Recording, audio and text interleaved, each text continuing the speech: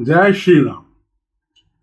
एक जमाने में करोड़ों का प्रश्न था कि कटप्पा ने बाहुबली को क्यों मारा। आज वही प्रश्न फिर उभरा है कि श्री अखिलेश यादव को श्री राम जन्मभूमि में चंदा चोरी हो रही है, यह किसने बताया। आज मैं आपको इसी प्रश्न का उत्तर दूंगा। समाजवादी पार्टी के अयोध्या के पूर्व विधायक एवं पूर्व मंत्री श्री पवन पांडे का कहना है कि उनको समाजवादी पार्टी के अध्यक्ष माननीय अखिलेश यादव जी ने इस प्रकरण के बारे में बताया और उसके बाद उन्होंने स्थानीय स्तर पर लोगों को बताया। मैं आज के इस वीडियो में से अखिलेश यादव जी को चोरी के बारे में किसने बताया है यह बताऊंगा। पौराणिक मान्यताओं, पुराणों तथा वाल्मीकि रामायण के अनुसार श्री रामचंद्र जी का जन्म त्रेता युग में हुआ था।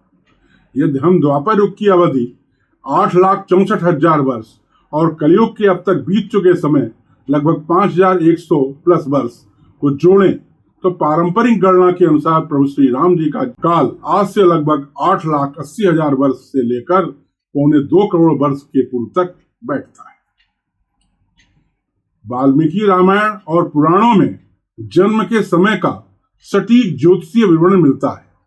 चैत्र मास के शुक्ल पक्ष की नौमी तिथि, पुनर्वसु नक्षत्र, कर्क लग्न और दोपहर का समय जब सूर्य अपने चरम पर था, इसी तिथि को आज भी हम पूरे भारत में रामनवमी के रूप में मनाते हैं। आधुनिक वैज्ञानिकों, इतिहासकारों और संस्थाओं जैसे institute of scientific research on Vedas ने रामायण में वर्णित ग्रहों और नक्षत्रों की सटीक स्थिति का आधार बनाया है।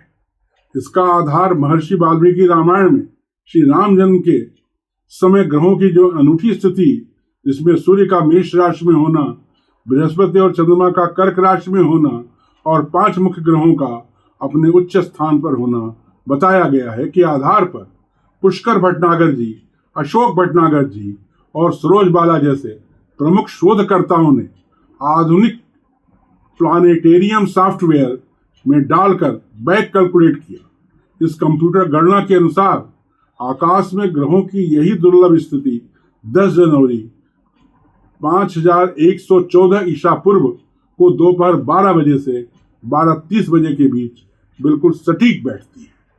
अगर हम आज वर्ष 2026 से गणना करें तो आधुनिक विज्ञान और खगोलीय शास्त्रों के अनुसार भगवान राम का जन्म लगभग 7,140 वर्ष पूर्व हुआ था।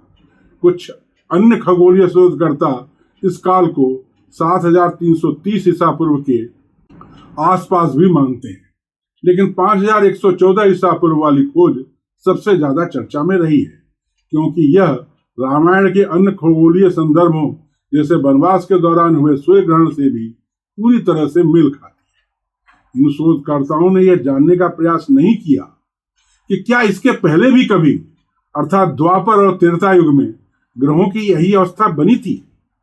यह सॉफ्टवेयर की लिमिटेशन के कारण ही संभव नहीं हो पाया है, अर्थात जिसके पहले जब स्थिति बनी थी उसकी गणना ये लोग नहीं कर पाए हैं। वैज्ञानिक रूप से यह मॉडल केवल 13,200 ईसा पूर्व तक, यानी आज से लगभग 15,000 साल पहले तक के ही भरोसेमंद गणना कर सकता है। अभी श्री राम जन्मभूमि का मंदिर जिस स्थान पर है वहां पर पहले भी श्री राम जन्मभूमि का मंदिर था, जिसे तोड़ा गया और मस्जिद का निर्माण किया गया। ऐतिहासिक दस्तावेजों और भारतीय अदालतों के रिकॉर्ड के अनुसार अयोध्या में बाबरी मस्जिद का निर्माण 1528 से 1529 ईस्वी के दौरान हुआ था। इस मस्जिद का निर्माण मुगल साम्राज्य के संस्थापक बाबर के शासनकाल में उसके गवर्नर और सेनापति मीर बाकी ने करवाया था। बाबर के नाम पर ही इसे बाबरी मस्जिद कहा गया। मंदिर तोड़े जाने और उसके ऊपर मस्जिद बनाने के विवाद पर साल 2019 में भारत के सुप्रीम कोर्ट में अपना अंतिम फैसला सुनाया। कोर्ट ने भारतीय पुरातत्व सर्वेक्षण की वैज्ञानिक खुदाई रिपोर्ट को स्वीकार किया, जिससे स्पष्ट हुआ कि बाबरी मस्जिद के नीचे एक विशाल, प्राचीन और गैर इस्लामिक हिंदू धार्मिक ढांचा के अवशेष मौजूद है और मस्जिद का निर्माण खाली जमीन पर नहीं किया गया था। श्री राम जन्मभूमि मंदिर बनने का रास्ता अब साफ हो गया। माननीय सुप्रीम कोर्ट के आदेशानुसार श्री राम भूमि ट्रस्ट का निर्माण प्रधानमंत्री कार्यालय द्वारा हुआ और श्री चंपत राय इस ट्रस्ट के महासचिव नियुक्त किए गए। इस ट्रस्ट के संस्थापक सदस्य तथा वरिष्ठ ट्रस्टी माननीय पद्म विभूषण श्री के पाराशरन जी बनाए गए। मंदिर बनाने का काम प्रारंभ हुआ। श्री राम जन्मभूमि मंदिर में प्रभु श्री रामलला के प्राण प्रतिष्ठा 22 जनवरी 2024 को हुई थी। इस ऐतिहासिक समारोह के मुख्य यजमान भारत के प्रधानमंत्री नरेंद्र मोदी थे और प्राण प्रतिष्ठा का शुभ मुहूर्त दोपहर में करीब 84 सेकंड का था, दोपहर 12:29 से 12:30 के बीच। मंदिर बनना प्रारंभ होने के बाद लोगों से दान मिलना प्रारंभ हो गया। लोगों ने मुक्त हस्त से दान दिया। मंदिर में प्राण प्रतिष्ठा के उपरांत आने वाले दर्शनार्थियों ने मंदिर में रखे दान पात्रों में अपनी राशि डाली। इस दान को गिनने के लिए लोगों को नियुक्त हुई तथा श्री महिपाल सिंह जी लेखा प्रभारी नियुक्त किए गए। अपने कार्य के दौरान श्री महिपाल सिंह जी ने मंदिर में आने वाले नगद चढ़ावे के मैदान में कुछ गंभीर विसंगतियां पकड़ी थी। महिपाल सिंह जी ने देखा कि दान पेटियों से जो नकदी निकाली जा रही है उसका भौतिक मिलान और कागजी रिकॉर्ड आपस में मेल नहीं खा रहे हैं।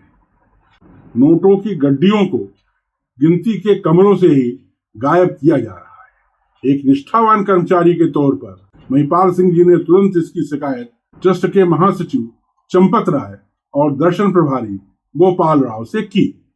उस समय इस आंतरिक खुलासे को गंभीरता से लेने के बजाय दबाया गया। व्यवस्था को दुरुस्त करने के स्थान पर शिकायत करने वाले विसल ब्लोअर महिपाल सिंह जी के लिए ऐसी परिस्थितियां बनाई गई कि उनको अपना पद छोड़कर वहां से जाना पड़ा। इस प्रकार मंदिर प्रशासन का यह कार्य स्पष्ट करता था कि मंदिर प्रशासन दान चोरी करने वालों के प्रति मुलायम था। प्रशासन की यही गलती आगे चलकर एक बहुत बड़े अपराध का कारण बनी और यह घोटाला बढ़कर करोड़ों रुपए तक पहुंचा। शिकायतकर्ता को यह सब देख करके अत्यंत कष्ट हुआ और उसने इस बात की शिकायत आरएसएस और बीजेपी के कुछ अधिकारियों से भी की। शिकायतकर्ता को कार्रवाई का आश्वासन मिला, परंतु फिर भी कोई कार्रवाई नहीं हो सकी। अंत में थककर शिकायतकर्ता ने इस बात की शिकायत श्री राम मंदिर ट्रस्ट के प्रथम ट्रस्टी पद्म विभूषण श्री के पाराशरन जी से की। श्री के पाराशरन जी ने बहुत कठिन शब्दों में श्री चंपत राय को निर्देश दिए। उनके आदेश के उपरांत अब श्री चंपत राय कार्रवाई करने के लिए बाध्य हो गए और उन्होंने 5 जून 2026 को कुछ दान चोरी करने वालों के घर पर जाकर पुलिस के साथ छापा मारा और दान राशि जब्त की।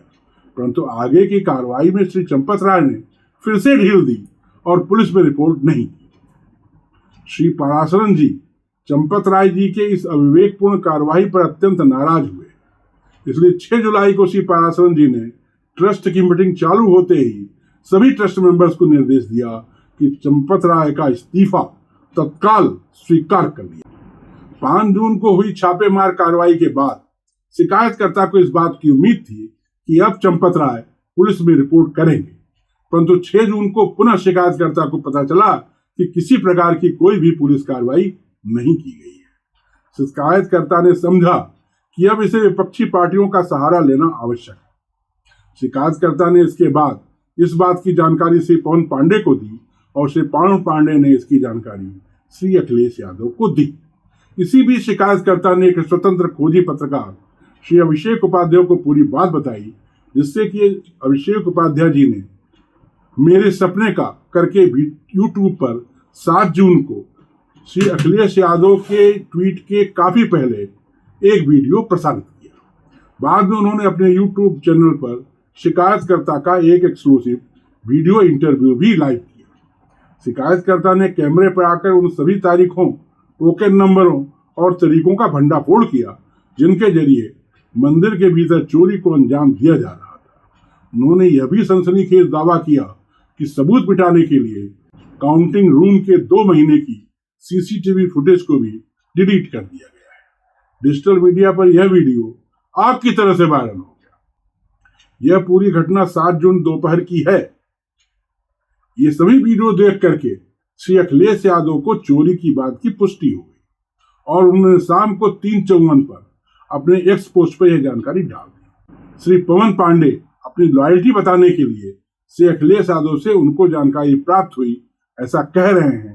इस प्रकार सालों तक पर्दे के पीछे चल रहा यह खेल 7 जून को पूरी तरह से जनता के सामने आ गया। शिकायतकर्ता को इस बात से संतुष्टि मिली कि अब एक्शन होगा।